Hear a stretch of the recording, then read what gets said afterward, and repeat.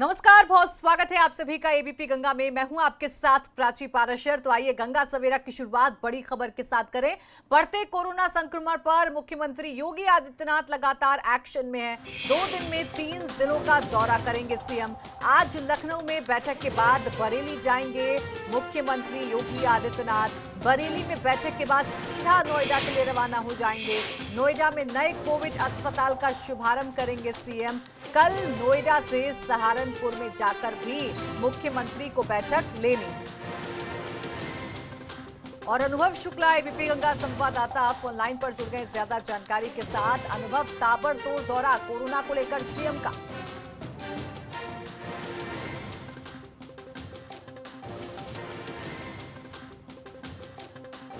अनुभव, आवाज मिल पा रही है आपको?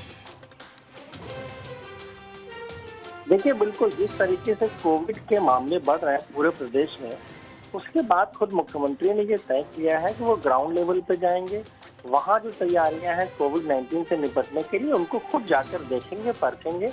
और इसीलिए आज 10 बजे एक मुख्यमंत्री आवास पर एक कार्यक्रम है, एमएसएमई का स्वरोजगार योजना का शुभारंभ करेंगे।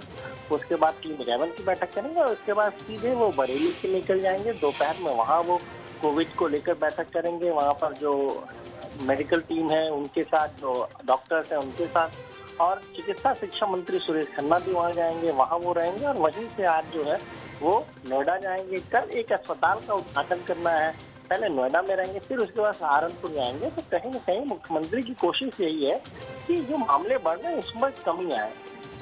बिल्कुल, और इसीलिए लगातार वो बैठकें भी कर रहे हैं और जरूरी है दौरा भी कर रहे हैं। शुक्रिया तमाम जानकारी के लिए।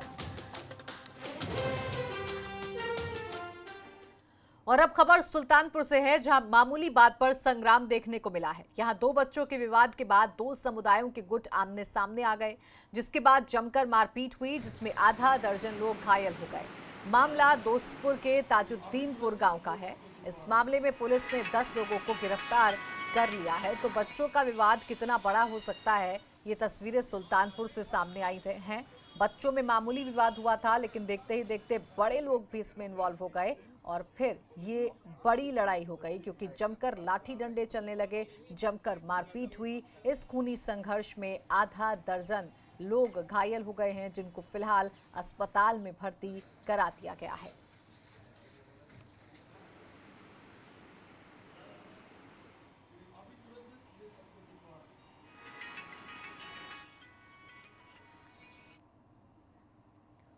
और कानपुर के बिकरू कांड के कुछ और ऑडियो क्लिप सामने आए हैं, जिनमें शहीद सीओ देवेंद्र मिश्रा और कानपुर के एसपी ग्रामीण के बीच बातचीत कैद है।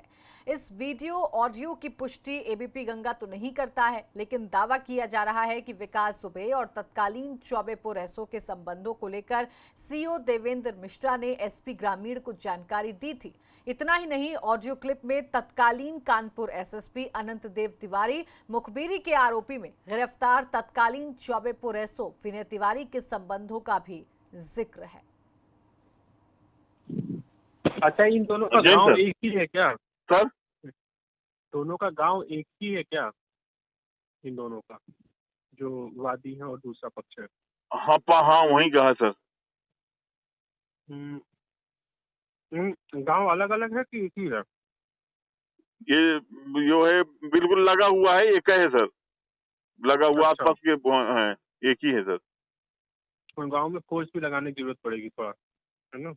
फोर्स लगाने की तो जरूरत पड़ेगी सर, लग जाएगा, कोई दिक्कत नहीं है। एसओ शायद कह रहे हैं कि आप आ जाइए तब मैं जाऊंगा, तब इसके लिए तो मैं जा रहा हूँ, तब जाएंगे, तब निकलेंगे वो। अरे परेशान मत होइए, बस बहुत जल्दी जो है ना। जी सर। इनका सबको वारंट है। पहले तो लिस्ट तैयार कर रहा हूँ ना कि जो कर रहे हैं, कप्तान साहब ने कहा होगा इनसे कि गिरफ्तार करिए, तो अब जो है तो मुझसे कह रहा है कि आप आइए, जब तक आप नहीं आएंगे तब तक मैं नहीं जाऊंगा। मैं कहा ठीक है, मैं आ रहा हूँ, कोई बात नहीं। तो अब उसमें आप दिमाग से करिएगा, कोई बात नहीं, 2-3 थानों से पूछ लीजिए, दबाने का अच्छा मौका है इसको, है ना? अब हम बताएंगे साहब इनकी ये पैर। आप आइएगा, ऐसा ना, अभी एक गस्टेड ऑफिसर के साथ बैठक करेंगे, है ना? जी सर जी। तो अच्छे लोगों को कहीं से ले आया जाएगा, है ना? नहीं, इनके बारे में हम बताएंगे सर। ये जब उनके पैर छुएंगे तो क्या होगा, ये पैर छूता है उसके। अच्छा। हाँ, ये उसके पैर छूता है। तो एक बार मैंने कहा कि इससे संबंध करोगे तो मर्डर करा दोगे तो चार। बोले साहब अपराधी ही को तो सूचना देगा। मैंने कहा अच्छा ठीक है। तो अच्छा, पहले अच्छा। हाँ, अपराधी जो है अपराधी की सूचना देगा। उसने मुझसे कहा कि 1 लाख का इनामिया। मैंने कहा थाना चलाओ, तो 1 लाख नहीं मरवा देगा थाने में 2-4 को। वो जो है थाना अरे चलाओ। बहुत सही चीज बता रहे हैं। बस बस अब सारी लोगों के अभी बैठक करते हैं ना एक और लोग आपस में। और तो वो साहब असल में उन्होंने ज्यादा रख दिया था हाथ, पहले वाले एसएसपी साहब तिवारी जी। तो उसके ऊपर। इसी एसओ के ऊपर। अच्छा। हाँ, तो इसलिए बोलना सीख गया था। अब कल 10 मिनट आपका टाइम सर लेंगे, मैं बताऊंगा इसके बारे में क्या क्या है। आइए, अभी एक आपने रिपोर्ट दिया है ना, एक आपने रिपोर्ट दिया था जी जिस सर। पर सीओ ने कोतवाली ने कोई जांच वाच करके मुक्त कर दिया था हाँ, मुक्त कर दिया। इसको, तो मैंने कल ही कहा है नहीं है ना? सब ने, अरे वो न जाने क्या क्या मुक्त किया सर। मैं कल 10 मिनट का आपका टाइम लूंगा सर बस। तो सवाल यही है कि अगर वक्त रहते सीओ बार बार बता रहे थे, अगर उस बात पर गौर कर लिया जाता तो शायद इतना बड़ा कांड नहीं होता और 8 पुलिसकर्मियों की शहादत को बचा लिया जाता। खैर, बढ़ते आगे बात ग्रेटर नोएडा की करेंगे, जहां आग का विकराल रूप देखने को मिला। 1 दर्जन दुकानों में भीषण आग लग गई, जिसके बाद 1 दर्जन से ज्यादा दमकल की गाड़ियों ने 2 घंटे की जद्दोजहद के बाद आग पर काबू पाया।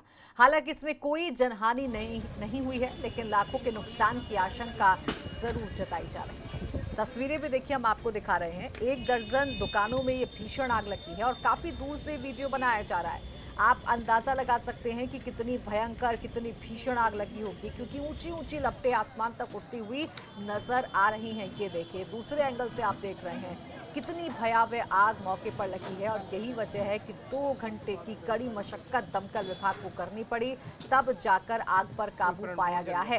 हालांकि गनीमत ये रही कि कोई जनहानि तो नहीं हुई है, हालांकि लाखों के नुकसान की आशंका जरूर जताई जा रही है। देखिए तस्वीरें, भयावह आग का तांडव नोएडा में देखने को मिला है।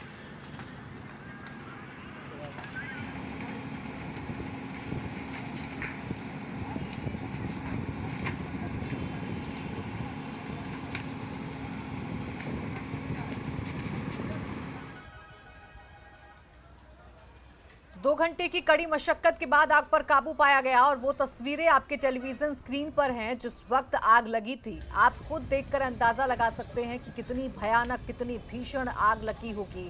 दरअसल 1 दर्जन दुकानों में अचानक ही आग लग गई और देखते ही देखते इस आग ने इतना बड़ा रूप ले लिया, इतना भीषण रूप ले लिया, विकराल रूप ले लिया। आप तस्वीरों में देखिए, ऊंची ऊंची आग की लपटें, धुआं उठता हुआ आपको नजर आ रहा होगा। दमकल विभाग को सूचना दी गई, दर्जन भर गाड़ी मौके पर पहुंची और 2 घंटे की कड़ी मशक्कत के बाद इस आग पर काबू पाया गया।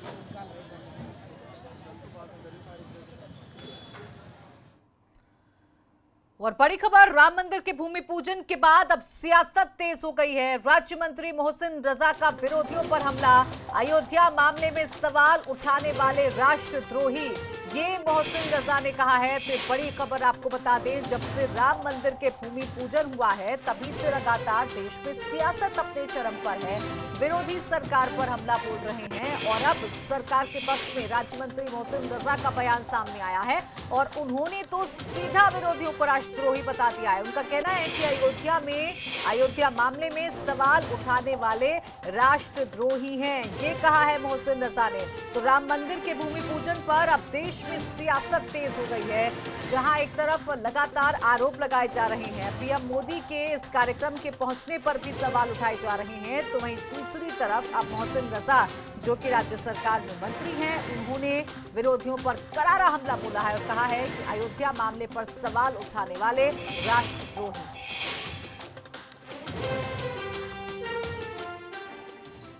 तो देखिए, अयोध्या में भले ही भूमि पूजन हो गया हो, लेकिन सियासत है कि थमने का नाम नहीं ले रही है।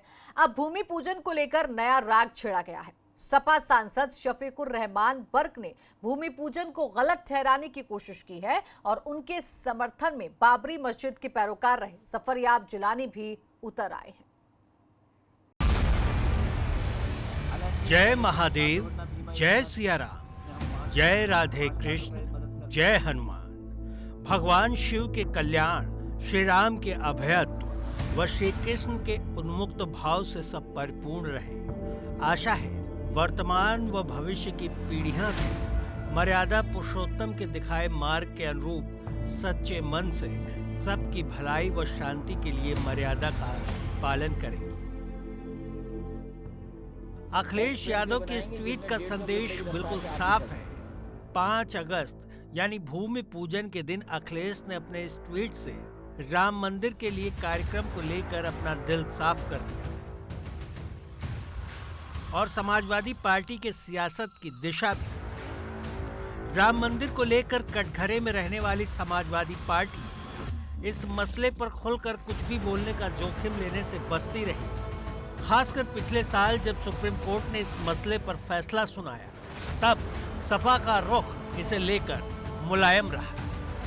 भले ही अखिलेश राम मंदिर निर्माण के स्वागत में ट्विटर से अपने दिल की बात रख रहे थे, लेकिन संभल से उन्हीं की पार्टी के सांसद इसे लेकर अपने बयानों से तकलीफ बढ़ाने में जुटे रहे। बात हो रही है सांसद शफीकुर रहमान बर्क की। शफीकुर रहमान ने अयोध्या में राम मंदिर को लेकर नया सियासी फसाद खड़ा करने की कोशिश की है। अब इसका मकसद सिर्फ सुर्खियां बटोरना है या फिर शगुफा छोड़ना, ये तय तो समाजवादी पार्टी करेगी। लेकिन एक बात तय है कि शफीकुर रहमान ने अपने बयान में जान डालने के लिए सुप्रीम कोर्ट की दलीलों का इस्तेमाल किया है, जिनका फैसले के बाद कोई मतलब नहीं रह जाता। पहले सुनिए क्या कहा है बर्क ने। ये शिलान्यास जो हुआ है ये गैर कानूनी हुआ है और ये सिर्फ हिंदुत्व की बुनियाद पर, हिंदुत्व का के नाम से, बहरहाल इसको गैर कानूनी तौर से, जबकि इसमें भी जो कुछ भी इन्होंने कार्रवाई की तो अदालत से रंजन गोगोई को इन्होंने वायदा करके और उसको यहाँ वो राज्यसभा का मेंबर बना दिया गया और उनसे बहरहाल जिन हालात में भी अपनी ताकत के बलबूते पर बहरहाल फैसला असरअंदाज हुआ, जबकि अगर आज़ादाना फैसला होता तो हमें उम्मीद नहीं थी कि ऐसा फैसला आएगा। फैसले के बारे में बात करते हुए शफीकुर रहमान ने पूर्व सीजेआई रंजन गोगोई पर भी सवाल खड़े किए हैं। हालांकि ये सवाल उन सवालों से परे नहीं है जो उनकी ओर राज्यसभा की सदस्यता कबूल करने पर उठे थे। और वैसे भी सिर्फ बर्क ही नहीं बल्कि इस मसले पर सुन्नी बोर्ड की तरफ से कानूनी लड़ाई लड़ चुके वरिष्ठ वकील जफरयाब जिलानी भी उनके हक में आवाज उठा रहे हैं। पहली बात तो ये कि प्रधानमंत्री और मुख्यमंत्री ये संवैधानिक पद हैं जो सिर्फ हिंदुओं के नहीं हैं, पूरे देश के ये प्रधानमंत्री होते हैं। इसमें मुसलमान भी शामिल हैं जिनको यकीनन उस मस्जिद की ज़मीन पर मंदिर बनाने पर आपत्ति है, लेकिन सुप्रीम कोर्ट के फैसले की वजह से वो बोल नहीं रहे हैं, मौके पर जाकर रोक नहीं रहे हैं। ये सुप्रीम कोर्ट बहुत स्पेसिफिकली अपने जजमेंट में लिख चुका है कि 12वीं सदी के बाद से 16वीं सदी तक वहाँ पर न किसी मंदिर के बनाए जाने का कोई उल्लेख है या कोई सबूत है या एसआई की रिपोर्ट में कोई जिक्र है और न ही किसी मंदिर के तोड़े जाने का कोई एविडेंस है। तो जब कोई मंदिर था ही नहीं 12वीं से 14वीं से, तो किस सदी से किस बात का वो इंतज़ार कर रहे थे? तो देश को गुमराह किया उन्होंने। समाजवादी पार्टी इस मसले को लेकर क्या रुख इख्तियार करेगी ये तो नहीं पता, लेकिन शफीकुर रहमान ने पहले ही साफ करने की गरज से ये जरूर कहा है कि उन्हें अपनी बात रखने का हक है और उन्हें कभी इसके लिए न मुलायम सिंह ने रोका न अखिलेश यादव ने। तो जनाब इसे सच मान भी लिया जाए तो सवाल ये है कि क्या ये बात पार्टी लाइन से इतर भी दिए गए बयानों पर लागू होती है, और अगर नहीं तो अखिलेश यादव क्या फैसला करेंगे? मुरादाबाद से उबैदुर रहमान के साथ ब्यूरो रिपोर्ट एबीपी गंगा। वहीं राम मंदिर भूमि पूजन की खुशी में महाराजगंज में फायरिंग कर वीडियो सोशल मीडिया पर वायरल करना एक हिंदूवादी नेता को महंगा पड़ गया। फायरिंग कर वीडियो सोशल मीडिया पर शेयर करने वाला ये शख्स रमेश मोदनवाल है, जो 1992 में विवादित ढांचा विध्वंस के बाद 1.5 महीने से अधिक जेल में रहा। वीडियो वायरल करने के बाद पुलिस ने इसके खिलाफ मुकदमा दर्ज कर गिरफ्तार कर लिया है। बाद में उसे न्यायिक हिरासत में भेज दिया गया है।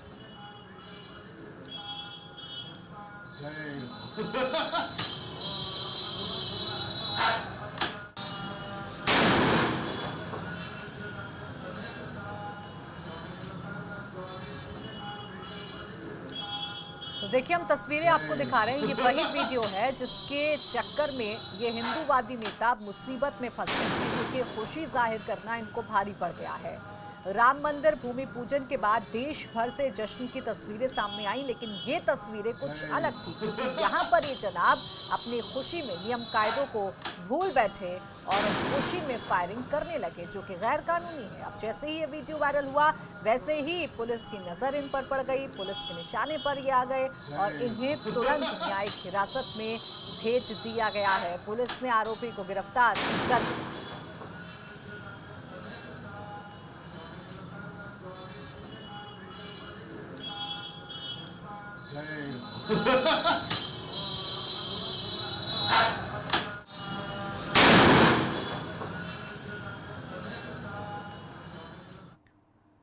और यहाँ वक्त एक छोटे से ब्रेक का है, फौरन लौटेंगे।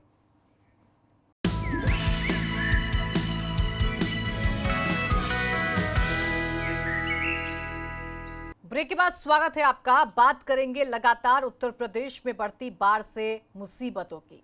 यूपी में बाढ़ प्रभावित क्षेत्रों में लगातार मुश्किलें बढ़ती जा रही हैं। 17 जिलों के 666 गांव बाढ़ से प्रभावित हैं। इन इलाकों में एनडीआरएफ, एसडीआरएफ, पीएसी की 16 टीमें लगाई गई हैं। साथ ही उन 938 नाव और 249 मेडिकल टीम भी बाढ़ प्रभावित क्षेत्रों में लगाई गई। वहीं शारदा, सरयू, राप्ती समेत कई नदियां खतरे के निशान से ऊपर बह रही हैं, जिससे और ज्यादा चिंता बढ़ रही है। वहीं बाढ़ के इन हालातों को देखते हुए सीएम योगी ने 2 मंत्री अनिल राजभर और बलदेव सिंह औलख और प्रमुख सचिव सिंचाई टी वेंकटेश को बाढ़ ग्रस्त जिलों के निरीक्षण करने के निर्देश दिए हैं। ये तस्वीरें आप देखिए, वाराणसी, संत कबीर नगर, मऊ, आजमगढ़, गोंडा, गोरखपुर की तस्वीरें हैं, जहां पर लगातार बाढ़ परेशानी बढ़ा रही है और अब मदद भी इन इलाकों में पहुंचाई जा रही है। 938 नाव जो हैं वो लगाई गई हैं बाढ़ प्रभावित इलाकों में लोगों को रेस्क्यू करने के लिए। साथ ही साथ बाकी जो मदद है वो भी पहुंचाई जा रही है। लेकिन तस्वीरें देखकर आप खुद समझ सकते हैं कि मौके पर कितनी मुश्किलें हैं और लोग कैसे जिंदगी इस पानी के आगे बेबसी के साथ गुजार रहे हैं।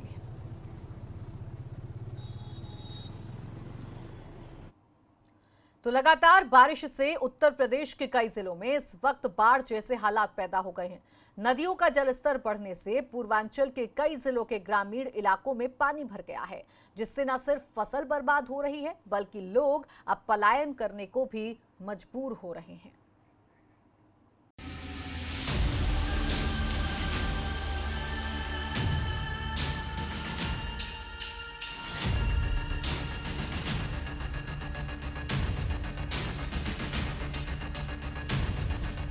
उफनती लहरों की टक्कर से डगमगाती नाव की ये तस्वीरें वाराणसी की, जहां लगातार बारिश के बाद गंगा का जलस्तर बढ़ता ही जा रहा है। गंगा घाट की सीढ़ियां और मंदिर पूरी तरह गंगा के जल में समाहित हो चुके हैं।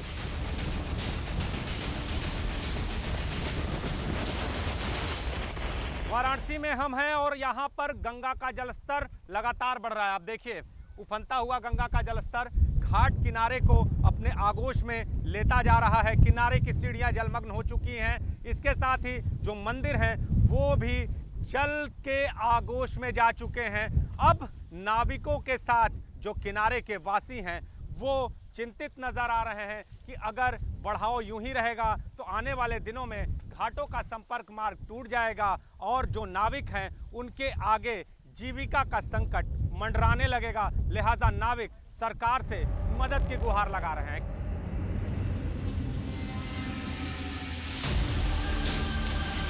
बाढ़ की वजह से वाराणसी के पड़ोसी जिले गाजीपुर में भी हालात खराब हैं।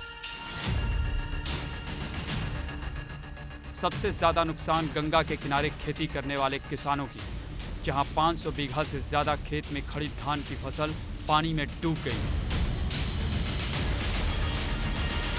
किसानों का कहना है कि ताल के पानी का निकास नहीं होने के चलते फसल बर्बाद हो रही है।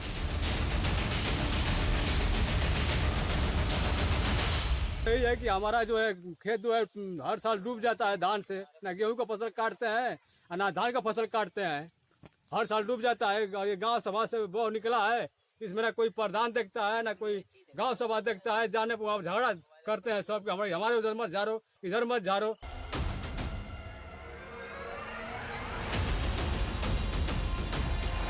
गोंडा में बारिश की वजह से 2 तहसीलों में बाढ़ जैसे हालात पैदा हो गए।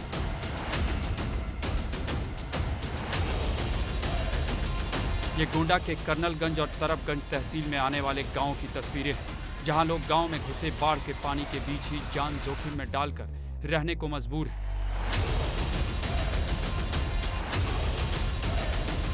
गोंडा में इन दिनों सरयू नदी खतरे के निशान से ऊपर बह रही है और बेकाबू होते हालात के चलते अब लोग गांव में पलायन करने लगे।